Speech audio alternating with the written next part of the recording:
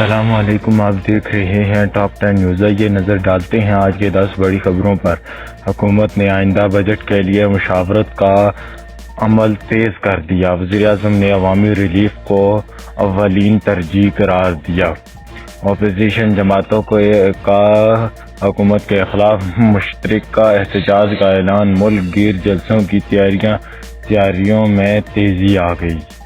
Dollar کی قیمت میں ہلکی کمی، روپے کو وقتی سہارا مل گیا۔ ماہرین نے معاشی استحکام کے لیے مزید اصلاحات ضرورت بنا دی۔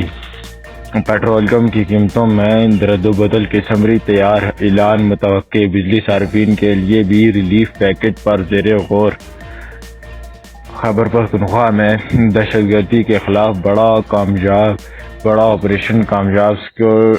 فورسز نے اہم ٹھکانوں کو نشانہ بنا کر علاقے کو کلیئر کر دیا۔ کراچی میں موبائل اسنیچنگ کی وارداتوں میں اضافہ، رپورٹ۔ پولیس نے خصوصی ٹیمیں تشکیل دے کر کریک ڈاؤن شروع کر دیا۔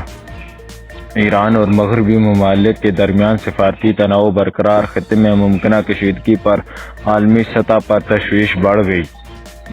تیل کی قیمتوں میں کمی، قیمتوں میں اضافہ، مارکیٹ میں دباؤ بڑھنے لگا۔ سرمایہ کار محتاط، اسٹاک مارکیٹ میں ایکسچینج ملا جلا رہا۔